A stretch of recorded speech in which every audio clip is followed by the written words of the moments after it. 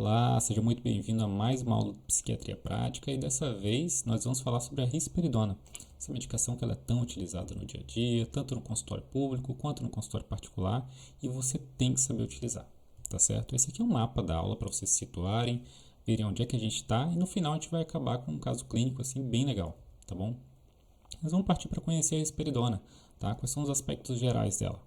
A risperidona é um antipsicótico atípico, né, um de segunda geração, tá? E o que caracteriza esses antipsicóticos? O que caracteriza é que além, né, dos receptores dopaminérgicos, e ele principalmente D2, tá? E diferente então dos antipsicóticos típicos, os atípicos vão agir, tá, sobre os receptores serotoninérgicos, né? Com características ali semelhantes aos dos antidepressivos, então. Vejam que isso foi uma revolução, tá? Aqui é a primeira vez que a gente vai conseguir tratar os sintomas negativos da esquizofrenia. Essas medicações elas vieram com uma grande esperança, tá? Além disso, diminuíram de sobremaneira, assim, os efeitos colaterais motores desses pacientes, que era muito comum ali com Aldol e companhia, né? Bom, então, assim, essa medicação, assim que ela é tomada, ela vai ter uma disponibilidade muito boa no organismo, porque tanto a risperidona quanto o metabólito dela, ela passa pelo fígado, é metabolizada em 9-hidroxirisperidona. As duas são ativas. Então, as duas vão estar agindo no organismo. Vão atingir um estado de equilíbrio relativamente rápido, ali de 1 a 7 dias, geralmente 7 dias, um equilíbrio no organismo. Essa medicação já vai estar no nível sérico bem legal, tá? A meia-vida dela vai ser de aproximadamente 24 horas, o que é ótimo, né? Porque isso significa que o paciente vai poder tomar uma vez por dia, tá? A medicação. Esse metabolismo é feito pela CYP2D6, tá? A gente vai ver mais à frente o que isso pode acarretar, né? Mas mais para frente, tá? Não vai sofrer influência da alimentação, tá? Então, assim, isso é importante para você falar para o paciente que ele pode, né, comer, tomar a medicação ali após o jantar, durante o jantar ou antes do jantar, não tem problema, tá? Alguns pacientes acabam, né, nem tomando a medicação por medo, às vezes, de ter comido, né, ter bebido alguma coisa e não tomar a medicação, e tomar a medicação em seguida e acabam não tomando, tá? Dessas características, tá, que eu falei para vocês, cada antipsicótico ele vai ter uma característica única, tá? A única coisa que une eles é a questão do 5-HT2A ali, do serotoninérgico, tá? Daquele receptor específico. Mas cada antipsicótico vai ter uma ação muito diferenciada uma da outra. A risperidona, além dessas duas ações, ela vai agir também em D1, em D4, em D3, no 5-HT7, tá? No alfa-1, no alfa-2, nos receptores, né? Bloqueando aí também os receptores histaminérgicos 1. Isso aqui vai ser responsável pelas diferenças ali da ação da risperidona, mas também pelos diferentes efeitos colaterais entre essas medicações, tá? Por exemplo, o bloqueio ali, né, do transporte, tá? Nos receptores 5-HT7, 5-HT2A, tá? Nos receptores alfa-2, isso tudo vai acarretar nessa melhora dos sintomas afetivos que a gente quer nesses pacientes, tá? Usando a risperidona. E vamos mais à frente. Então, vamos conhecer, né, o funcionamento dela, assim, da tolerância, tá? A questão de como é a tolerância e os efeitos colaterais dessa medicação. Eu dividi aqui, né, por sistemas, mas entendam, né, como primeira coisa, assim, que a tolerância dessa medicação é muito boa, tá? Os pacientes geralmente toleram, né, se você souber introduzir a substância, tá? A risperidona é bem tolerada. Dos sintomas colaterais, tá? Dos efeitos colaterais, o mais comum no sistema nervoso central, tá? Vai ser então a sonolência, né? A acatesia, a discinesia, né? A discinesia nem tão comum, tá? E sintomas extrapiramidais, que são ali, né, a ação do efeito dopaminérgico, do bloqueador, desse efeito no bloqueio dopaminérgico na via nigrostriatal, né, que a gente sabe que está ligado a esses efeitos motores, tá? O efeito também sobre os bloqueando ali o H1, né, que a gente acabou de ver, é que vai causar essa sonolência também, né? Bom, em comum, vão ser as parestesias e as convulsões, tá? Não é raro realmente acontecer com essa medicação. Dos efeitos hematológicos, a gente vai ter, então, essa leucopenia, essa eosinofilia, né, que são benignas porque são transitórias, tá? E geralmente não são tão intensas, tá? Isso é um efeito incomum, tá? Vai ser mais comum naquele paciente que você viu que ele já teve, né, alguma alteração hematológica com outra medicação. Por exemplo, paciente que teve uma leucopenia importante, uma plaquetopenia com ácido valproico, de repente usando uma risperidona, ele possa ter algum desses efeitos, tá? De pele, subcutâneo, ali, extremidades, né? A gente vai ver que o paciente, e pelo aquele bloqueio alfa-1, lembra que eu falei? Bom, esse paciente vai acabar tendo uma hipotensão, né? Então, assim, lembrar de pacientes que tomam também antipertensivos, porque você vai potencializar esse efeito, então entrando ali no cardiovascular, essa hipotensão postural, mas também esse edema de extremidades, tá? Característico desse bloqueio alfa-1, tá bom? Então, assim, de incomum do sistema cardiovascular, a gente vai ter os distúrbios de condução, realmente são raros, tá? E a gente vai ser mais assim, vai pesquisar naqueles pacientes que têm um histórico familiar, né, de doenças cardíacas, ou um histórico próprio, né, um histórico prévio de doenças cardíacas, tá? De endócrino, a alteração aí, efeito colateral, infelizmente, né, que é um tanto comum, é a hiperprolactinemia. Acaba sendo mais comum porque é uma medicação muito utilizada, então a gente acaba vendo muito na prática. Mas você tem, né, um fator idiosincrático aqui. Você tem pacientes que tomam 1 miligrama e vão ter alterações, tá, de hiperprolactinemia, e pacientes que tomam 10 miligramas e não referem esses efeitos. A gente tem também como tratar, quando é bastante assim, você não tem como diminuir a medicação, vocês podem dar uma olhada lá na aula de efeitos colaterais. Mas o que acontece? Na hiperprolactinemia você vai ver ali o paciente que está queixando, né, a libido diminuída, menorreia, o homem que está, né, reclamando de ginecomastia, tá? Outra coisa que é importante até ver no paciente que não está sintomático é que a hiperprolactinemia está sendo mais ou menos ligada, e os estudos vêm trazendo isso, ao câncer de mama, tá? Então, tenha bastante cuidado com isso. Outros sintomas incomuns, então, são a síndrome neuroléptica maligna, tá? Que não é comum. O toque, tá? O toque pode acontecer em pacientes que tomam antipsicótico. Né? As pessoas falam, né, que o toque ele pode surgir algumas vezes como uma defesa psicótica, tá? Uma defesa do paciente a desenvolver os sintomas psicóticos, e às vezes quando você trata, esse toque piora, né? Ou fica mais evidente. Isso não é comum com a risperidona, acontece mais, por exemplo, com a clozapina, tá? Pode acontecer também o quê? Diabetes mellitus tipo 2, tá? Tanto pela resistência insulínica, que pode estar ligada ali ao 5-HT7, ninguém sabe muito bem, quanto também pelo aumento de peso, né? Lembra que esse paciente vai ter ali bloqueio, né, estaminérgico, vai ter sonolência e também vai ter aumento da fome, tá? Vai ter um aumento de peso desses pacientes. Bom, e vamos para frente. Das interações, tá? O que a gente tem? Tá? Quando as medicações, né, tem medicações que vão inibir a 2D6, a CYP2D6, as interações elas acontecem dessa forma, tá? Mudando a concentração da substância no nível sérico. Então, substâncias, né, outras que vão inibir a 2D6, como por exemplo a fluoxetina, a paroxetina, o ritonavir, né, que inibem de forma potente a 2D6, vão aumentar bastante o nível sérico da risperidona, tá? De forma moderada ali a bupropiona, né, a duloxetina. Só que o que acontece? A risperidona já era muito disponível no organismo, né? E ela já tem um nível sérico legal. Mesmo aumentando, isso não se traduziu em efeitos piores para os pacientes, tá? Você pode ver, de repente o paciente começa a queixar de algum efeito colateral, você diminui um pouco a medicação. Mas em geral, o que viram é que isso não se traduziu em muita coisa.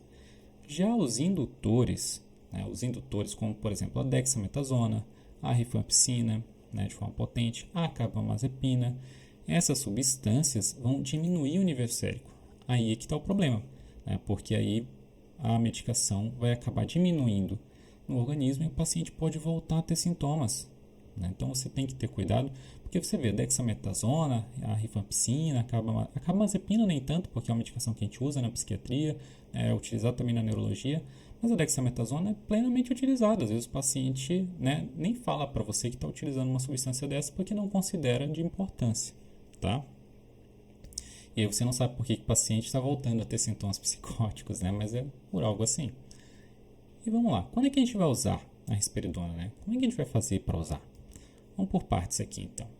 Quais são as indicações? As indicações formais são essas, são esquizofrenia, transtorno esquizoafetivo, mania aguda, tá? Primeira linha ali, pode ser utilizado na mania aguda, né? Tanto junto com o lítico, com o celopróico ou, né, sozinha. Na manutenção do transtorno de humor bipolar pode ser utilizada, tá?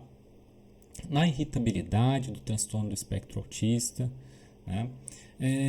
Com menores evidências, mas que também são muito utilizados, porque a gente vê fazer diferença, são nesses outros transtornos. Tourette, né, nos tiques motores, adjunto ali a um tratamento de toque refratário. Isso, enfim, isso é o que se faz no toque refratário. Não está respondendo aquelas altas doses de antidepressivos, a gente coloca antipsicótico, em geral a risperidona, tá? Nos transtornos de personalidade esquizotípica, né, nos sintomas de agressividade e comportamento autodestrutivo, dos transtornos de conduta da infância, tá? Na mania na infância, em crianças e adolescentes com desregulação grave do humor, tá? E nos sintomas psicóticos da depressão, e aí pode ser um bipolar, tá bom? E também no delírio pode ser utilizado. Mas aí, né, e vocês viram qual foi a grande característica que ligou vários desses transtornos? A irritabilidade. Tá? Então, assim, irritabilidade, agressividade, pensem se forem colocar um antipsicótico na risperidona, tá? Ela tem esse efeito bem interessante. A contraindicação, desculpa, ele é basicamente ter uma alergia, né, ter hipersensibilidade ou estar em uso de mal, tá? E vamos para outras dicas, então. Quais são as potenciais vantagens, tá, que a gente vê do uso da risperidona, tá? Vai ser o quê? Vou pensar na risperidona quando tem psicose, tá? Quando tem um transtorno de humor bipolar que não está respondendo, né, a outro antipsicótico, não está respondendo muito bem ali, até nem a estabilização de humor, posso tentar, tá? Na demência, tá com características agressivas, e aqui vale lembrar, tá, que o paciente com demência, apesar dele ter uma melhora dos sintomas agressivos, olha a agressividade de novo, né? Apesar de ele ter essa melhora, tá, aumenta a mortalidade. Então, assim, não é uma contraindicação, mas lembrar disso, tá bom? Acaba sendo a medicação preferida aí entre os pediatras que vão se aventurar, né, em tratar transtornos psiquiátricos, tá? Porque justamente você vê bastante evidência para essas questões comportamentais, tá? De irritabilidade, transtorno de conduta, etc. Tá? As potenciais desvantagens é naqueles indivíduos que podem estar com prolactina elevada, né? Aquela menina pré-puber em amenorreia, situação de amenorreia, né? Pós-menopausa, na mulher que não está fazendo, né, reposição hormonal. Por quê? Porque junto ali com a menopausa, né, a mulher vai ter uma maior chance de desenvolver osteoporose, tá? E tem a questão de estar ligado, né, provavelmente ao câncer. Então, assim, ter cuidado com essa questão, fazer exames, né, observar, tá bom? Essa seria uma potencial desvantagem. Os principais sintomas alvos que a gente vai ali, né, objetivar com a risperidona, o que a gente vai estar querendo tratar? Eu já falei para vocês, sintomas agressivos, irritabilidade, né, mas também os sintomas positivos da psicose, os sintomas negativos, tá, dentro da esquizofrenia ali. Lembra? Eu falei lá no início, tá? Pacientes precisando ali do funcionamento cognitivo que parece melhorar, né, com esse padrão, com todos os receptores que a risperidona pega, parece ter uma melhora do padrão cognitivo, do funcionamento cognitivo, tá? E do humor instável, né? Da depressão e mania. A gente viu ali, né, para a tradução de humor bipolar. Pode ser utilizado. Bom, e vamos para a prática então, tá? Vamos ver aqui que é o que todo mundo tem dúvida mesmo. Como é que a gente vai fazer para administrar? Primeiro que é uma medicação que a gente vai administrar preferencialmente de noite. Lembra que eu falei que dá sonolência? Pegar um ali, né? O paciente fica mais sonolento, diminui um pouco a pressão, tá? Então você vai preferir de colocar de noite. Mas eu aposto, tá, que alguns de vocês que já devem estar trabalhando com isso já devem ter visto, tá, nas prescrições dos pacientes elas sendo tomadas de 8 a 8 horas. Por quê? Bom, acontece que esse pico plasmático, tá, quando você toma a medicação, ela faz um pico plasmático. Então, assim, o paciente acaba tendo mais efeitos de sonolência, né? E no paciente agitado, isso é interessante, porque isso se junta à ação afetiva, tá, da risperidona e o paciente fica mais calmo. Então, às vezes, o paciente é agitado, você dá risperidona ali de horário e ele, em vez de ficar com sono, ele fica tranquilo, tá? Então, isso é interessante. E você dividir essas doses. Mas se você quiser dar tudo de noite, também é seguro, é tranquilo, tá? Uma outra coisa, enfim, que essa sonolência ela vai sumindo um pouco com o tempo, né? Com a taquifilaxia, o paciente dá uma acostumada, tá? Só lembrando disso. A ação, né? Você vê a ação da medicação, na verdade, acontecer ali, né, em 2 dias, 3 dias, você já vê uma diferença grande, uma grande diferença quando você acertou, né, no transtorno do paciente, quando você acertou na medicação. Você vê uma diferença clara do paciente. Mas a gente vai ter melhores evidências dessa mudança com 4, 6 semanas, tá? Para a gente ter o resultado ótimo, né? Isso pode chegar até 20 semanas, imagina, né? Às vezes o paciente tem que estar internado para a gente ficar observando ao longo do tempo mesmo, até ele desenvolver a melhora, tá? E ali, né, interessante, eu deixei destacado para vocês, né, que é uma informação que a risperidona na formulação solução, que a gente sabe que tem, né, 1 mg por ml, ela não pode ser administrada junto com bebidas com cola. Não é cola, né? Noz de cola, tipo a Coca-Cola, né, etc. Que podem, né, diminuir o efeito ali da medicação. Nem chá também pode ser utilizado junto com a solução, tá bom? Já os comprimidos podem, não tem problema, tá? Bom, e como é que eu vou iniciar então? Lembra, primeira coisa, a faixa terapêutica ela é de 2 a 6 miligramas, tá?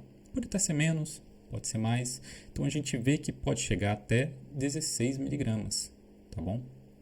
Isso que eu estou falando para vocês, de 2 a 6, é o mais comum. Os livros até trazem de ser de 2 a 8. Na prática a gente vê de 2 a 6. Por quê?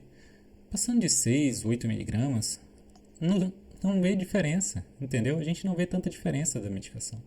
E assim, se não soma nada para o paciente, se não soma melhora, você não tem por que aumentar. Você vai aumentar a chance de efeitos colaterais. Lembrando disso até, quando você passa de 6, 8 miligramas, 10 miligramas, a risperidona começa a se comportar como um antipsicótico típico, tá? E aí vai dar efeitos colaterais dos antipsicóticos típicos, tá? Com uma chance ali de cinesia tardia, etc, tá bom? Então você tem que ficar de olho nisso, não aumentar tanto a medicação. É melhor trocar, né? Fazer de repente adjunto com outra medicação para você ter o efeito esperado.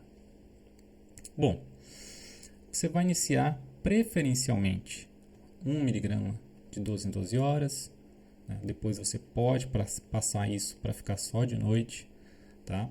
E vai aumentando ali de 2 a 3 dias, né? Por exemplo, eu coloquei 1 mg de 12 em 12, passou 2 dias, 3 dias, né? Eu coloco 2 mg de 12 em 12, tá? Depois 3 mg de 12 em 12, eu geralmente chego até aí, tá bom? Ou você pode colocar 2 mg, né, de noite, passou 2 dias, 3 dias, 2 mg de manhã e 2 mg de tarde depois de 2, 3 dias, tá? Então assim, né, ter cautela também com idosos e crianças, né, de crianças de 5 a 15 anos ali, onde tenham mais do que 20 quilos, tá? Você vai iniciar de uma forma ainda mais lenta. Pode iniciar até com 0,25 mg, tá? E vai situar ali entre 2, 1,5 mg, tá? Nesses pacientes. A retirada costuma ser um tanto mais fácil, tá? Medicação, só que lembrando assim, você tem que retirar, né, gradualmente. Isso é ideal para tudo, né? Por quê? A gente vê muito disso ocorrer, que o paciente ele retira a medicação por conta e tem uma psicose de rebote. E pronto, você perdeu, né, boa parte do tratamento, tá bom? Então, mantenha a medicação, vai retirando aos pouquinhos, tá? Você pode retirar ali de repente 7 dias, tá? Eu costumo retirar como? Não ter pressa. Eu costumo retirar 1 mg ali de mês em mês, né? Não tem por que ter pressa, tá? São transtornos crônicos, né? E se você for tirar num primeiro episódio, você suspeita que o paciente pode se manter bem, ou você colocou em adjuvância ali para alguma coisa e depois quer retirar para manter o paciente com imunoterapia ou com menos medicações, bom, ela entra ali, pode ficar de 1 a 2 anos e daqui a pouco você vai retirando, né, gradualmente, tá bom? Que nem eu falei. E da disponibilidade, é disponível no SUS, tá? Muitos estados têm ela, assim, para você realmente, né, pegar nas farmácias ali, né, da UBS e tudo mais.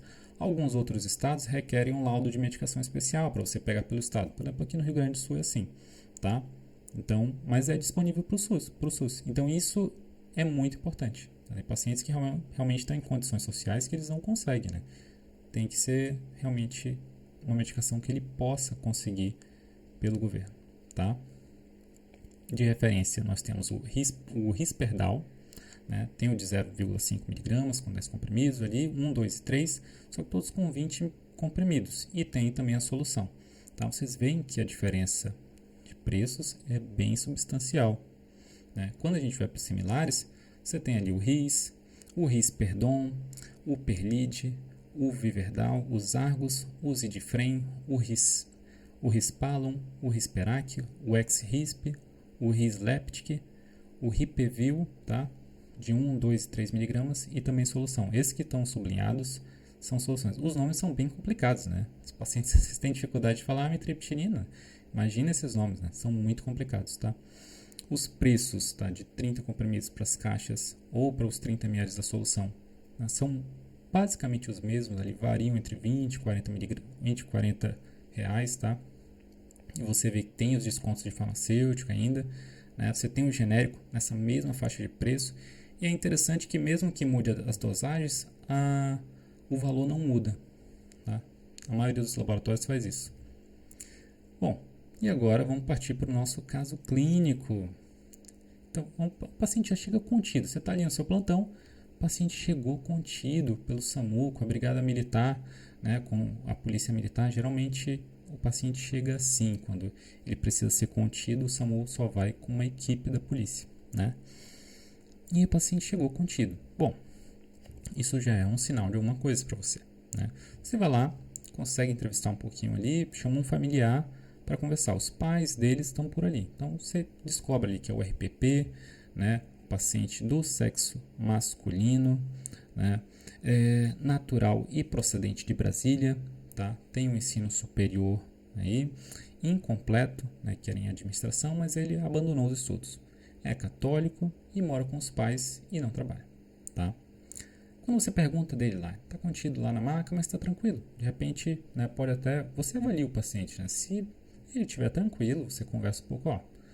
Pode ficar tranquilo? Dá pra gente, né, te desconter e tudo, conversar? Pode, então assim, retira, tá? Isso é desconfortável para o paciente realmente ficar contido. Então, conversando ali com ele, ele disse que não sabe por que foi levado para lá, né? Ele acha que os pais estão de complô contra ele. Bom, os pais referem então que o RPP estava agressivo, tá? E falando coisas desconexas. Vamos lá, o que eles falam a mais? Que o paciente era um rapaz calmo e sem qualquer outra doença, ou seja, era um paciente rígido. Legal. Relatam que há um ano o filho morava só e que quando, né, e foi quando eles notaram, né, nesse período aí, um ano atrás, uma mudança do comportamento. O paciente começou a ficar mais agressivo, tomar atitudes impensadas, tá? Impulsivas, né? De repente, enfim, atitudes pareciam impensadas e muita irritabilidade. Largou a faculdade, tá? Começou a fazer corridas de aplicativo, o que não tem problema nenhum, mas foi expulso desses aplicativos por conduta inapropriada. Isso já chama atenção. Então, com medo da situação do filho, né, por ele estar sem trabalho, os pais conseguiram chamar ele para morar de novo com eles. E aí conseguiram observar melhor. Então contaram aí que o comportamento realmente foi ficando estranho, mais evidente aí há 6 meses atrás, e o paciente começou a se isolar mais, cobrir as janelas das casas. Segundo ele, vem trazendo que funcionários das empresas de aplicativos enviaram drones para matá-lo, pois ele seria o verdadeiro dono dessas empresas. E hoje teve um surto quando os pais receberam uma visita de vizinhos, tá? Começou a andar pela rua com uma faca na mão, ameaçando quem se aproximasse. Opa, né? Então, assim, a contenção foi totalmente bem indicada para esse paciente, tá? Paciente que estava realmente muito heteroagressivo, né? De história patológica pregressa, nega outras doenças, né? Não tem um histórico aí de problemas do desenvolvimento neuropsicomotor, os pais ali te relatam, não tem história, né, de traumas cranianos, nem de epilepsia, tem um tabagismo aí de 1,5 maço por dia, né, então substancial. Já pensar que assim, se a gente for internar esse paciente, ele vai precisar de reposição de nicotina, tá? Nega etilismo, tá? Refere o uso de maconha, 2 cigarros por dia, que é uma quantidade substancial, né, durante o período da faculdade, aquele período 1 ano e meio atrás, né? Mas abstinente há 1 ano. Bom, ok, então. Nega o uso de outras substâncias psicoativas, tá? Ele tem um tio materno, né? A história familiar ali trazem que um tio materno, tá? Não tem diagnóstico, mas que tinha um comportamento um pouco parecido com o do RPP. Isso é muito comum, tá? Os pacientes às vezes não têm diagnóstico, familiares com diagnóstico, mas eles falam assim, não, eu tinha um tio que agia da mesma forma, tinha um primo ali que, enfim, tinha as mesmas coisas. Dependendo da cultura local de onde você tá? Você pode abordar isso, às vezes pergunta assim, você tem ali aquele, né, um parente que de repente ficou, pelo comportamento estranho, virou aquela pessoa conhecida do interiorzinho ali, né? Aquela pessoa que está sempre na rua e tudo, tá? Com um comportamento muito estranho. Bom, talvez esse paciente, né, fosse esquizofrênico, não sei, a gente não sabe, mas ao que tudo indica, sim. E a gente sabe desse componente genético, então isso auxilia para o nosso diagnóstico. Do exame do estado mental. O paciente está consciente, está orientado em tempo, espaço e pessoa, né? Está alerta, está hipervigil, né? O afeto ansioso, o humor lábil, né? Então assim, pode estar indo ali com uma irritabilidade rapidamente, né? Com possíveis alucinações auditivas, você percebe que o paciente cochicha, né, no ombro dele, tá? Às vezes o paciente fica dando risadinhas ali, né, e fala para você que não está escutando, mas é o que tudo indica, sim, né, alucinações auditivas ali. Tem então um delírio paranoide, né, autorreferente e de grandeza, né. Tem pensamentos ali com associações frouxas, né, se conversando com ele, uma conduta suspicaz, então para tudo ele está com suspeita, né, está irritadiço. Bom, qual vai ser a hipótese diagnóstica aqui? Com certeza, né, a gente vai pensar em esquizofrenia, tá? De conduta, você vai indicar então a internação que é involuntária, já que o paciente não quer, né? Você vai falar com os pais ali que são responsáveis. Vai solicitar exames laboratoriais diversos, e aqui você, né, solicita um tudograma aí, principalmente de sorologias, tá bom?